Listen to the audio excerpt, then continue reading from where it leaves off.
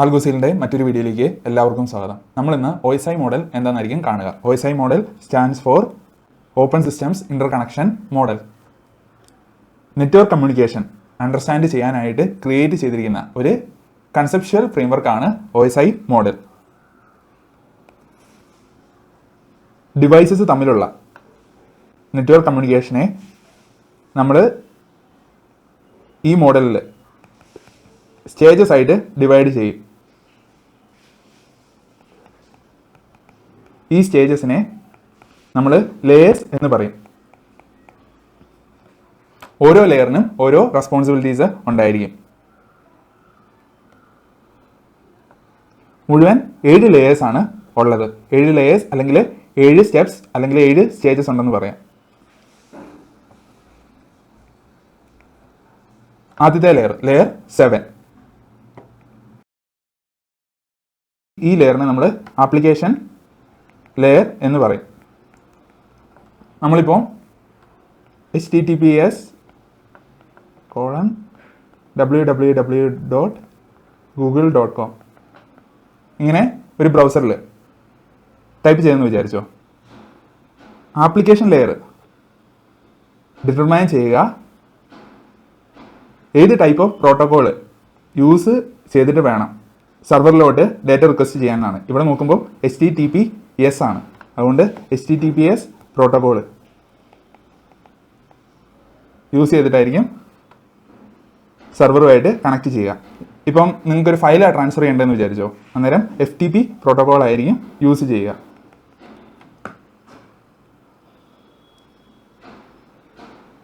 ഈ ലെയറിൽ മെയിൻലി നമ്മൾ ഡിറ്റർമൈൻ ചെയ്യുക എന്ത് ടൈപ്പ് ഓഫ് പ്രോട്ടോക്കോൾ യൂസ് ചെയ്തിട്ട് സെർവറിലോട്ട് റിക്വസ്റ്റ് സെൻഡ് ചെയ്യണം എന്നാണ്. ഈ ഒരു കേസിൽ HTTPS ആണ്. അന്നേരം നമ്മൾ HTTPS റിക്വസ്റ്റ് ഇനിഷ്യേറ്റ് ചെയ്യും. ഇത് നമ്മൾ സെൻഡ് ചെയ്തിട്ടില്ല, ജസ്റ്റ് ഐഡൻറ്റിഫൈ ചെയ്തേ ഉള്ളൂ, എന്നിട്ട് അതിനെ ഇനിഷ്യേറ്റ് ചെയ്തു.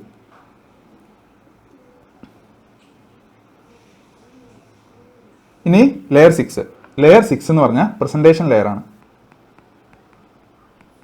പ്രസൻറ്റേഷൻ ലെയറിൽ ആ HTTP റിക്വസ്റ്റിനെ നമ്മൾ എൻക്രിപ്റ്റ് ചെയ്യും ഫോർ മോർ സെക്യൂരിറ്റി.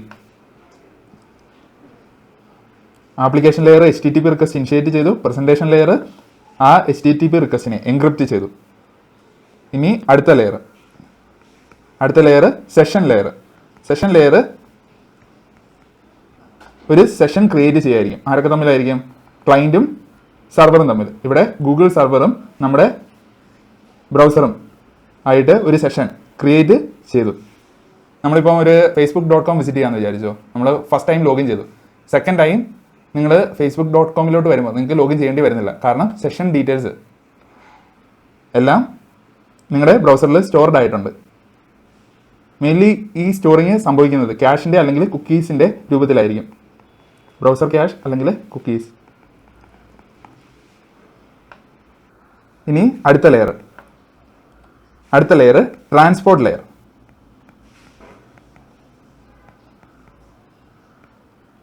ട്രാൻസ്പോർട്ട് ലെയറിൽ നിങ്ങളുടെ റിക്വസ്റ്റിനെ അല്ലെങ്കിൽ ഡേറ്റയെ സെഗ്മെന്റ്സ് ആയിട്ട് ഡിവൈഡ് ചെയ്യും. ഒരു 1000 ബൈറ്റ് ഡേറ്റ ഉണ്ടെന്ന് വിചാരിച്ചോ, അതിനെ നിങ്ങൾ 100 ബൈറ്റിൻ്റെ പല സെഗ്മെന്റ്സ് ആയിട്ട് ഡിവൈഡ് ചെയ്തു. എന്നിട്ട് നമുക്കിവിടെ 2 പ്രോട്ടോകോൾസ് ഉണ്ട് ഡേറ്റ എക്സ്ചേഞ്ച് ചെയ്യാനായിട്ട്, TCP UDP. ഇതിൽ ഏത് പ്രോട്ടോകോൾ വേണമെന്ന് തീരുമാനിക്കും. ഇവിടെ ഒരു HTTPS റിക്വസ്റ്റ് ആയതുകൊണ്ട് നമ്മൾ TCP പ്രോട്ടോകോൾ ആയിരിക്കും ഡേറ്റ എക്സ്ചേഞ്ച് ചെയ്യാനായിട്ട് യൂസ് ചെയ്യുക.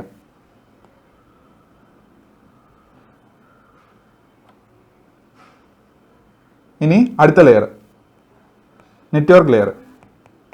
നമ്മളിപ്പം ഡേറ്റയെ സെഗ്മെന്റ്സ് ആക്കി. ഇനി എന്താണ് ചെയ്യേണ്ടത്? ഡേറ്റയെ റൂട്ടറിലോട്ട്, നമ്മുടെ ഹോം റൂട്ടറിലോട്ട് സെൻഡ് ചെയ്യണം. അതിനുവേണ്ടി നമ്മൾ നമ്മുടെ സെഗ്മെന്റ്സിലോട്ട്, നമ്മുടെ ഡേറ്റ സെഗ്മെന്റ്സിലോട്ട് നമ്മുടെ IP അഡ്രസ്സും നമ്മുടെ സർവറിൻ്റെ IP അഡ്രസ്സ്, ഇവിടെ ഗൂഗിളിൻ്റെ IP അഡ്രസ്സും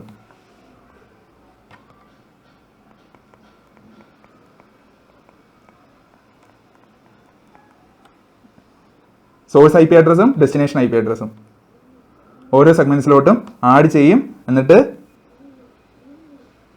സെഗ്മെൻറ്റ്സിനെ പാക്കറ്റ്സ് ആക്കും. നമ്മൾ ഡേറ്റയിലോട്ട് നമ്മുടെ ഡേറ്റ സെഗ്മെൻറ്റ്സിലോട്ട് സോഴ്സ് IP അഡ്രസ്സും ഡെസ്റ്റിനേഷൻ IP അഡ്രസ്സും ആഡ് ചെയ്യും. എന്നിട്ട് അതിനെ ഒരു പാക്കറ്റ് ആക്കും. എന്നിട്ട് റൂട്ടറിലോട്ട് സെൻഡ് ചെയ്യും. ഇതാണ് നെറ്റ്വർക്ക് ലെയറിൽ സംഭവിക്കുന്നത്.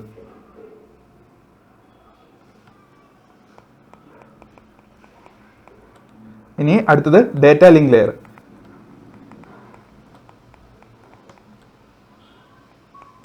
ഡേറ്റ ലിങ്ക് ലെയറിൽ നമ്മൾ ഇപ്പം റൂട്ടറിൽ നമുക്ക് കുറേ പാക്കറ്റ്സ് ഉണ്ട്. ഈ പാക്കറ്റ്സിനെ ഇനി സ്വിച്ചസിലോട്ട് സെൻഡ് ചെയ്യണം.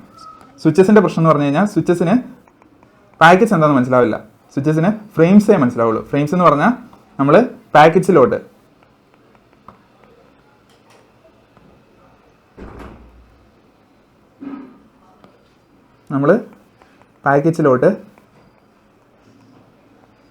MAC അഡ്രസ് ആഡ് ചെയ്യും. ഹാർഡ്വെയർ അഡ്രസ്സ് ആരുടെയൊക്കെയാണ്? സെൻഡറിൻ്റെയും റിസീവറിൻ്റെയും.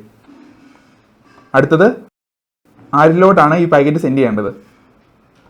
ആ MAC അഡ്രസ്സും ഈ പാക്കറ്റിലോട്ട് ആഡ് ചെയ്യും. MAC address of sender